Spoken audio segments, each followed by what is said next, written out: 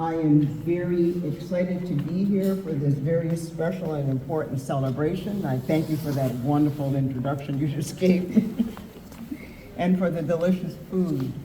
And just so nice seeing all of you here, pleasant faces. East Preston, like other Black communities, is a community with a strong history of community support and an inspiration to move forward in our society, where the history of systemic discrimination and overt discrimination has negatively impacted our way forward as African Canadians. And before I continue on, I also just want to say I'm so grateful for the number of people that are here and also the high-level folks that are sitting at the same table that I'm sitting at. Some of the folks that get along really well, and they want to get along with all of them, but I'm just so happy that they're all here, high-level seniors. And many of you outside in the audience who I know as well, so thank you so much.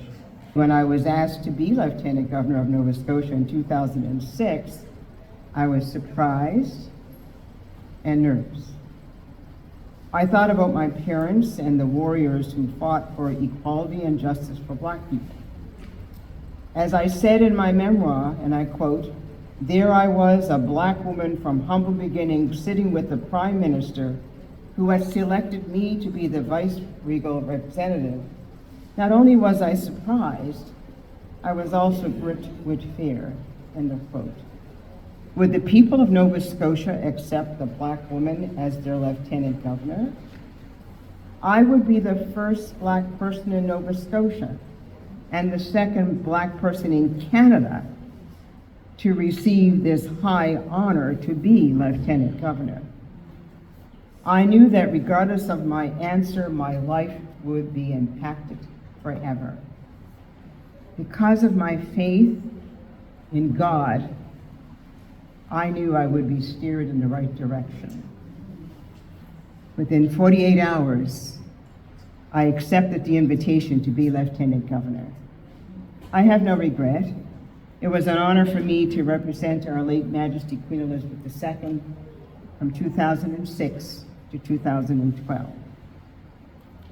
When I was Lieutenant Governor, I had the honor to speak at the Black Cultural Center, the renovation opening in September of 2011.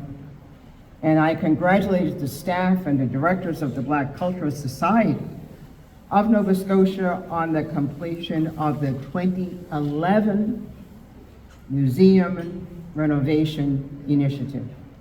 And I said, people of African descent have a long and complex history in Nova Scotia, one with many twists and turns. These stories need to be told and must be told so that we can better understand how society became what it is today.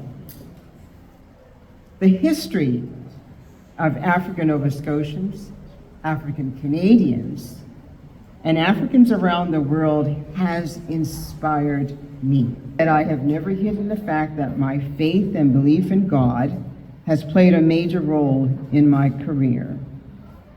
I said in my memoir, and I quote, "As I grew older and faced many challenges, I relied on my faith in God to keep me strong.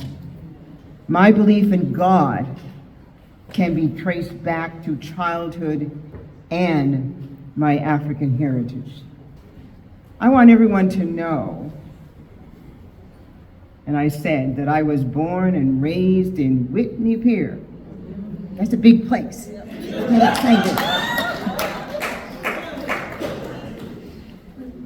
Raised in Whitney Pier 9 months before Viola Desmond, a Black businesswoman who was arrested and convicted for sitting in a whites-only section in a movie theater in New Glasgow, Nova Scotia. You all know that. Who could have guessed that my life and Miss Desmond's life would merge after many generations in 2010? You see, in 2010, I freed her. I granted her the royal prerogative of mercy-free pardon, the first time this was ever done in Canada. It was done because she was innocent and wrongly convicted because she sat in the white section of the theater in New Glasgow. I said, I am a Cape Bretoner from Whitney Pier, as I boast, and I gave her, as Lieutenant Governor, her freedom. She is a famous individual historian who is a Nova Scotian, and she is now on our $10 bill. She was the first female ever to be on the $10 bill after Her Majesty Queen Elizabeth II. I also told them at NSCC in my speech that I grew up in a diverse community of immigrants in Whitney Pier. We lived in harmony with non-Black immigrants, people who had come from different parts of the world in search of employment and a better life for themselves and their children. People left their homes in places like Poland, Ukraine, Lebanon, and crossed the ocean to come to Cape Breton. There were Acadians, Jewish people, and West Indians who lived with the decisions, the deconsents of earlier waves of Scottish and Irish people. Many immigrants found jobs in the Sydney steel plant. Some are also entrepreneurs. We were a strong, hardworking, and closely knit community. I was deeply moved when they named their Cape Breton Library after me in 2015. And I thank God for this blessing and this history.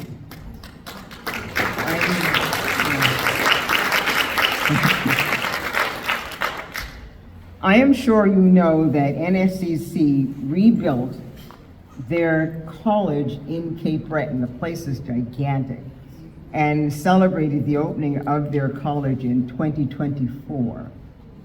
They asked me to be keynote speaker at their special opening regarding their new NSCC library in Cape Breton, still in my name.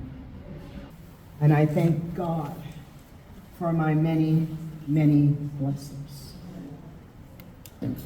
God bless all of you, and once again, thank you for inviting me to be here today, and I thank my God for having me here as well. Amen.